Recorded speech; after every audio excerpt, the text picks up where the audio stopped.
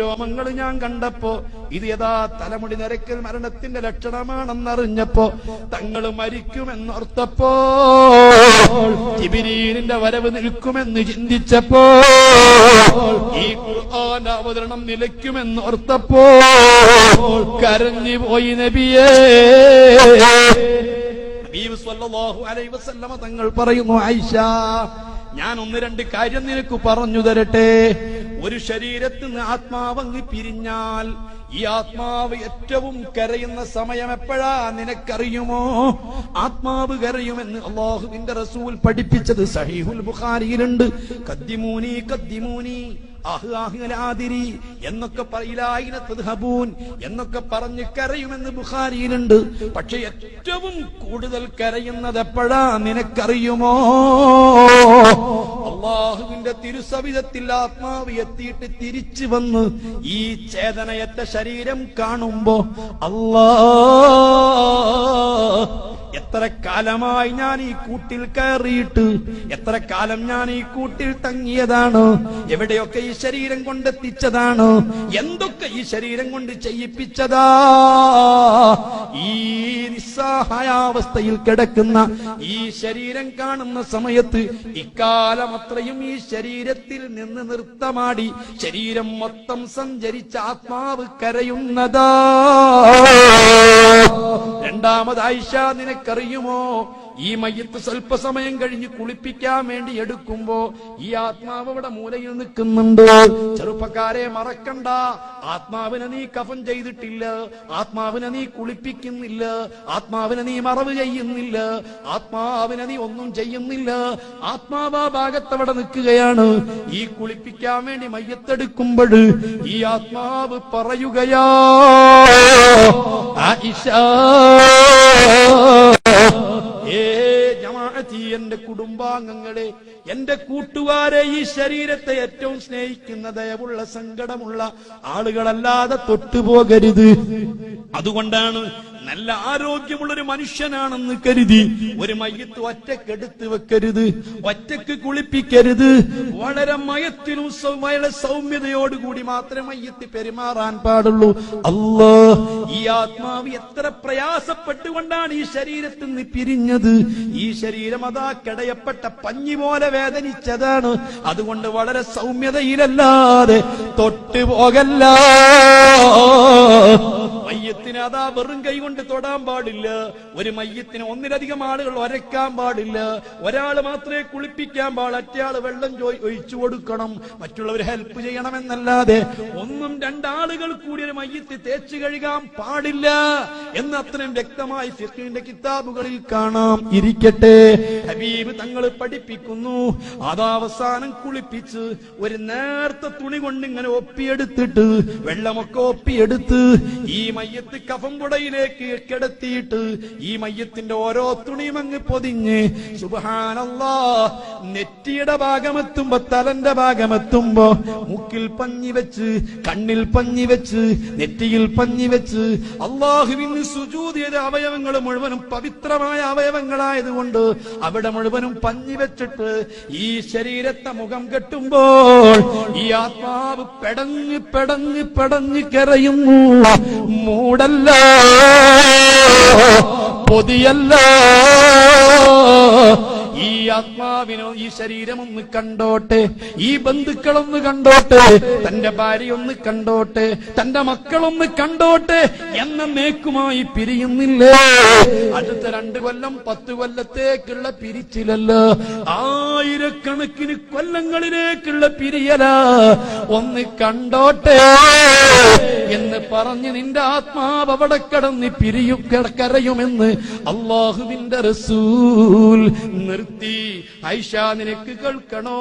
ഈ ആത്മാവ് അതങ്ങനെ കവൻ ചെയ്തിട്ട് മയ്യത്ത് സ്ട്രെച്ചറിൽ കിടത്തി, മയ്യത്ത് കട്ടിലിൽ കിടത്തി, മയ്യത്തിന്റെ മൂടിയിട്ടിട്ട് ഈ മയ്യത്ത് വീട്ടിൽ നിറക്കുമ്പോ നിങ്ങളെ വളരെ വീട്ടിലും കട്ടിൽ വന്നു പോയിട്ടുണ്ടാവാം. കാറ് വരാത്ത വീടുകളുണ്ട്, ബസ് വരാത്ത വീടുകളുണ്ട്, വാഹനങ്ങൾ കയറാത്ത വീടുകളുണ്ട്. എന്നാൽ ഈ കട്ടില് കയറാത്ത വീടുകളില്ല. ഇന്ന് കയറിയില്ലേ മോനെ, നാളെ വരുന്നതാ നിന്റെ വീട്ടിൽ വരുന്ന വാഹനമാ. ആ വാഹനം വന്നിട്ട് ഞാൻ ചോദിക്കുന്നു, പലരുടെയും മയ്യത്ത് നിങ്ങൾ എടുത്തുകൊണ്ടുപോയില്ലയോ? മയ്യത്ത് കൊണ്ട് നിങ്ങൾ ഇറങ്ങിപ്പോയില്ലയോ? എന്നാൽ നിങ്ങൾക്ക് കേൾക്കണോ, ജീവിതത്തിൽ ഒരു കളവ് പറയാത്ത മുഹമ്മദ് മുസ്തഫ, 90,000 അത്ഭുതങ്ങൾ കാണിച്ചു തന്ന മുഹമ്മദ് മുസ്തഫ, ചരക്കല്ലുകളെ കൊണ്ട് തസ്ബീഹ് ചൊല്ലിപ്പിച്ച് കേൾപ്പിച്ചു തന്ന മുഹമ്മദ് മുസ്തഫ, ആ ചന്ദ്രൻ താഴേക്ക് ഇറക്കിക്കൊണ്ടുവന്ന് പിളർത്തിയിട്ട് ആയിരക്കണക്കിന് ആളുകൾക്ക് കാണിച്ചു കൊടുത്ത മുഹമ്മദ് മുസ്തഫ, പാമ്പിനെ കൊണ്ട് സംസാരിപ്പിച്ച മുഹമ്മദ് മുസ്തഫ, അതേ ചെന്നായെ കൊണ്ട് വാചാലമായി പ്രഭാഷണം നടത്തിയിട്ട് ആയിരക്കണക്കിന് സ്വഹാബികളെ കേൾപ്പിച്ച മുഹമ്മദ് മുസ്തഫ. അതൊന്നും പറയാൻ ടൈമില്ല. ആ റസൂല് പറയുകയാ, ആരാ മോനെ അള്ളണ്ട് എന്ന് പഠിപ്പിച്ചതാരാ? ഈ നോമ്പ് നിനക്ക് പഠിപ്പിച്ചതാരാ? ഈ മാസം നിനക്ക് പവിത്രമാണെന്ന് പറഞ്ഞു തന്നതാരാ? ഇന്നത്തെ രാത്രിക്ക് പ്രത്യേകതയുണ്ട് എന്ന് ആര് പറഞ്ഞത് കൊണ്ടാ നീ വിശ്വസിച്ചത്? ആരാ നിനക്ക് ഈ ഖുർആൻ അല്ലാഹുവിന്റെ കലാമാണെന്ന് പറഞ്ഞു തന്നത്? ഈ വിശുദ്ധ ഖുർആൻ കണ്ടുപിടിച്ചവര് കൂട്ടത്തിലുണ്ടാവാം, വ്യഭിചരിച്ചവര് കൂട്ടത്തിലുണ്ടാവാം, നിസ്കാരം ഉപേക്ഷിച്ചവര് കൂട്ടത്തിലുണ്ടാവാം. അതേ സമയത്ത് ഈ വിശുദ്ധ ഖുർആൻ നിന്ദിച്ച ആരെങ്കിലും കൂട്ടത്തിലുണ്ടോ? ആരും ഈ ഖുർആൻ നിന്ദിക്കലില്ല. ഈ ഖുർആനെ എല്ലാവരും ബഹുമാനിക്കുന്നു. ഒരു ദിവസം 80 കോടി ജനങ്ങൾ വായിച്ചു കൊണ്ടിരിക്കുന്ന ഒരു ഗ്രന്ഥമുണ്ടെങ്കിൽ ഈ വിശുദ്ധ ഖുർആനാ. ഈ ഖുർആൻ പടച്ച റബ്ബിന്റെ വചനമാണെന്ന് ആരാ നിന്നെ പഠിപ്പിച്ചത്? മുഹമ്മദുർ റസൂലുള്ളാഹ്. ആ റസൂലാ മോനെ പറയുന്നത്. ആരാ നിനക്ക് നരകമുണ്ടെന്ന് പഠിപ്പിച്ചു തന്നത്? ആരാ നിനക്ക് സ്വർഗമുണ്ടെന്ന് പഠിപ്പിച്ചു തന്നത്? ആരാ നിനക്ക് ഈ കാര്യങ്ങളൊക്കെ പഠിപ്പിച്ചു തന്നത്? ഈ ദീനാരാ നിനക്ക് പഠിപ്പിച്ചു തന്നത്? ഒരു വ്യക്തിയല്ലേ, ഒരു മഹാവ്യക്തിത്വമല്ലേ? അതാരാ? മുഹമ്മദുർ റസൂലുള്ളാഹ്. ആ റസൂലാ മോനെ പറയുന്നത്. നിന്റെ വീട്ടിൽ മയ്യത്ത് കട്ടിൽ വന്നിട്ടുണ്ടോ? നിന്റെ വീട്ടിൽ നിന്നൊരു മയ്യത്ത് ഇറങ്ങിയിട്ടുണ്ടോ? നിന്റെ ഉപ്പയെ മയ്യത്തെടുത്ത് കൊണ്ടുപോയിട്ടുണ്ടോ? ഏതൊരു മയ്യത്തും വീട്ടിൽ നിന്ന് ഇറങ്ങുമ്പോൾ ആ കട്ടിലിന്റെ മുകളിൽ ഒരു പുതപ്പ് കൊണ്ട് പുതക്കാറില്ലയോ? ആ പുതപ്പിന്റെ മീതെ ആ മയ്യത്തിന്റെ ആത്മാവ് ഇരിക്കുകയാണ്. ഇരുന്നിട്ട് ആ ആത്മാവ് നോക്കുന്നത് എങ്ങോട്ടാണെന്നറിയോ?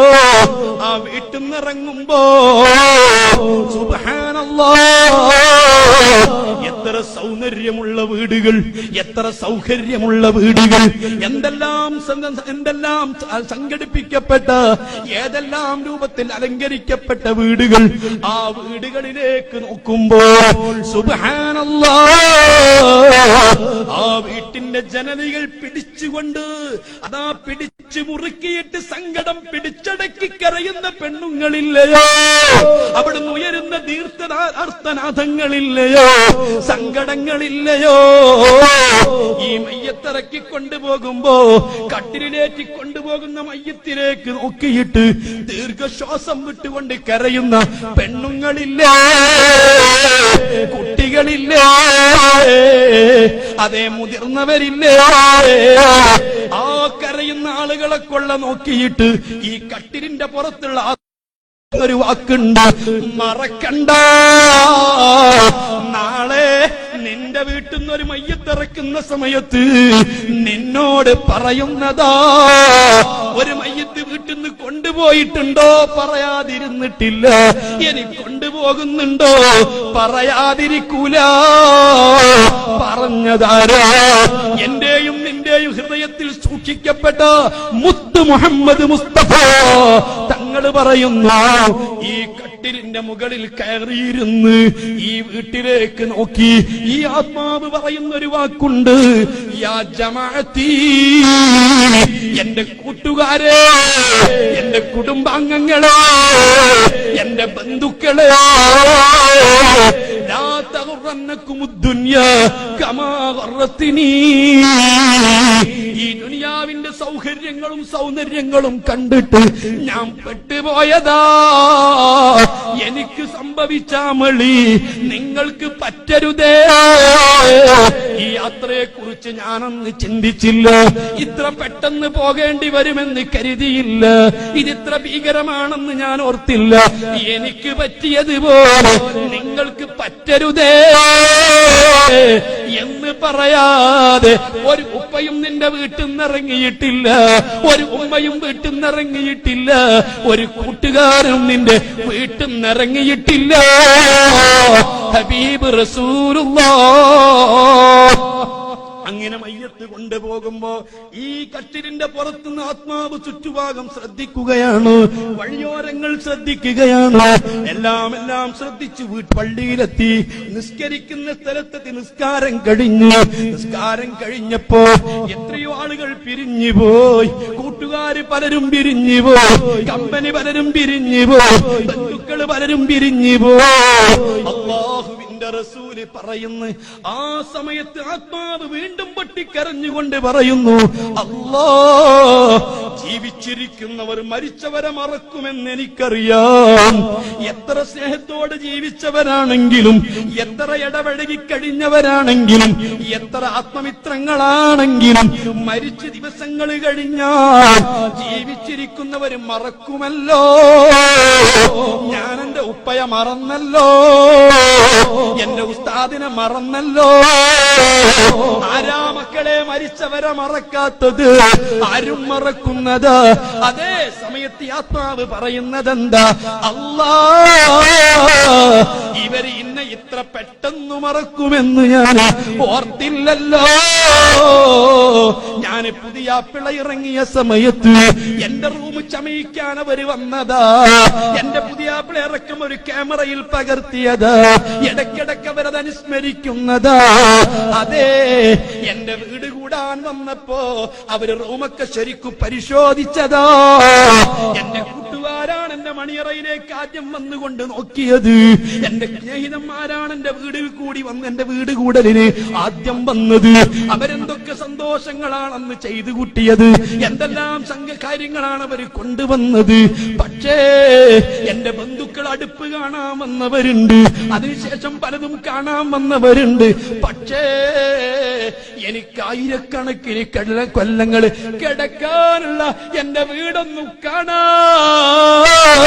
എന്റെ വീടൊന്ന് കാണാൻ പോലും അവര് വന്നില്ലല്ലോ. എന്റെ തേക്കാത്ത വീട്, പഠിക്കാത്ത വീട്, ലൈറ്റ് ഇല്ലാത്ത വീട്, ഫാനില്ലാത്ത വീട്, സൗകര്യങ്ങളില്ലാത്ത വീട്, ഈ വീട്ടിലേക്ക് എന്നെ ഇറക്കിക്കടത്തുമ്പോ എന്റെ വീടൊന്നു കാണാൻ, എന്റെ വീടൊന്നു കാണാൻ എന്റെ കൂട്ടുകാർ വന്നില്ലല്ലോ. എന്റെ ബന്ധുക്കൾക്ക് സമയം കിട്ടിയില്ലല്ലോ എന്ന് പറഞ്ഞ് ആത്മാവ് പൊട്ടിപ്പൊട്ടിക്കരയുമെന്ന് റസൂലുള്ളാഹ് മോനെ ചുരുക്കുന്നു. അങ്ങനെ ഖബറിന്റെ അടുത്ത് കൊണ്ടുപോയി നിന്റെ സ്ട്രെച്ചറിൽ നിന്നെടുത്ത് ഒരു തുണി ഒരു മുണ്ട് കൊണ്ട് നിന്നെ പൊക്കി ആഴം നീളമുള്ളൊരു മനുഷ്യൻ ഖബറിൽ ഇറങ്ങി നിന്നെ ഖബറിലേക്ക് ചരിച്ചു കിടത്തി. നിന്റെ കെട്ടുകളൊക്കെ അഴിച്ച്, നിന്റെ തലന്റെ കെട്ടടിച്ച്, നിന്റെ കവിൾ